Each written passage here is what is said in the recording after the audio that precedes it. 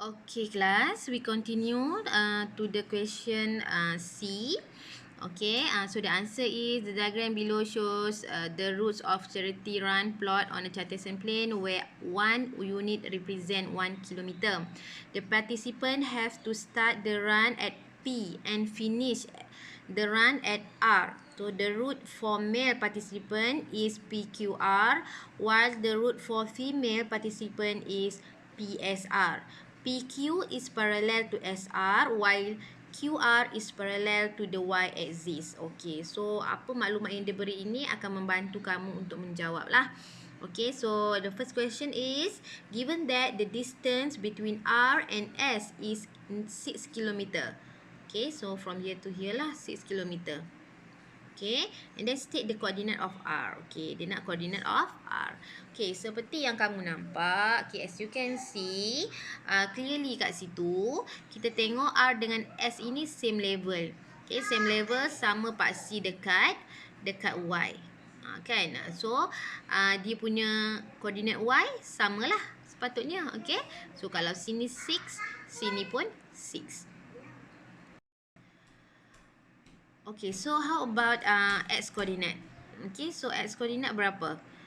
So kita boleh tahu kalau dah dia punya y coordinate sama, jadi kita punya jarak adalah kita tengok dia punya koordinat x sahajalah, kan? So koordinat x yang sini akan tolak dengan yang sini. Okay, so awak akan dapatlah dia punya 6 ini. Okay, so kita boleh buat dalam persamaan. So, X minus negative 4. So, you will get 6. Okay, so now, kat sini cikgu tinggalkan kamulah. So, awak akan dapatlah dia punya koordinat X. Okay, so jangan lupa dia nak koordinat R. So, must be, you kena letak koordinat X dengan koordinat Y lah. So, R sama dengan apa? Koordinat R adalah sama dengan yang kamu cari tadi X dan 6. Okay, so itu sahaja untuk number 1. Okay, number 2. Okay, number 2. Find the difference of distance in kilometer between the route for male and for female. Okay, so kita tengok dia nak beza jarak lelaki dengan perempuan. So kita tengok dia punya male tadi daripada mana? Okay, male tadi PQR. So, from P, Q and R. Jadi, untuk cari distance PQR, kena cari every distance tu lah. Okay, cari dulu distance from P to Q. Okay, PQ berapa distance. And then, awak plus dengan QR berapa distance. Okay, plus QR punya distance. Okay, but before that, sebelum nak cari distance, you have to know coordinate for every point tu. Okay, so R tadi, okay, let's say cikgu bagi jawapan lah ya. Sini 2, sini 6. Alright, okay, so untuk Q berapa? Untuk Q. So, daripada maklumat yang dia bagi ni, kita dah boleh terus jawab. Okay, so kat sini untuk paksi X kita tengok dia sama level dengan R. Okay, untuk paksi X ni dia sama kedudukan dia dengan R. So kalau sini 2, sini pun 2 lah. Okay, alright. And then kemudian untuk paksi Y dia sama level dengan P. So P sini, Y dia negative 2. So, sini pun negative 2. Alright. And then, so yang pertama, kamu cari dulu PQ. Okay, so PQ, cikgu bagi PQ dulu. Okay, QR awak cari sendiri. Awak boleh buat sendiri kan? So, PQ kita guna formula to find distance. Negative 10. Okay, here, negative 10 minus 2. Okay, minus 2. Okay, square plus negative 2. Ni negative 2 minus negative 2. Okay, right? Okay, kemudian square. Kemudian kita square root kan. Okay, so dapat untuk dapat untuk PQ baru. Kemudian buat benda yang sama to find distance QR pula. Okay, kemudian last kali kamu buat apa? Kamu tambah sahaja. Okay, PQ and then plus dengan QR. Okay. Okay, kemudian untuk female pun macam tu. Untuk female dia nak mana dia? Female PSR.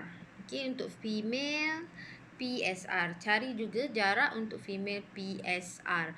So from P, S dan juga SR.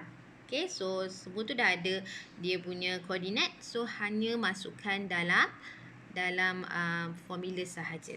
Okay, itu untuk soalan C. Alright, so we continue to question D. The diagram below shows the position of 3 traffic light A, B, C. Okay, the 3 traffic light are located on a circumference of a roundabout on a road. M is the center of the roundabout. Okay, as the center of the roundabout. So, dia kata traffic light ini berada dalam satu roundabout. Okay, kemudian dia kata M itu adalah dia punya midpoint. Okay, so maksudnya, okay, bila dia kata kat tiga-tiga point yang berada di satu bulatan, so sekejap okay, so yang ni maksudnya dia macam ni. Dia berada di lilitan dia kata kan. Tak berapa bulat lah. Okay, tapi macam tu lah kan. Okay, so dia kata M adalah dia punya midpoint. So kita boleh tahu M tu dekat sini lah. Okay, so untuk yang pertama, the first question is find the coordinate of M. So as you can see, M itu berada antara A dengan C. So dia nak cari koordinat, maknanya dia nak koordinat of midpoint C, between A to C. Okay, so okay, ni cikgu dah dia letak sekali jawapan kat sini. Okay, so senang sajalah kita from A to C, awak terus dapat jawapan dia. Okay, next, calculate the radius of the roundabout. So radius, which one radius? Okay, so kalau kat sini radius adalah half of diameter lah. A to C ini, A to C adalah diameter. So radius is half of diameter. Okay, separuh daripada AC. Okay, but you have to find the distance dulu. Okay, from A to C, berapa distance dia? Okay, cari distance A to C. Okay, by using formula X2, X1, this one.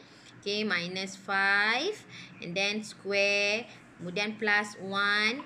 Minus negative 1. And then square.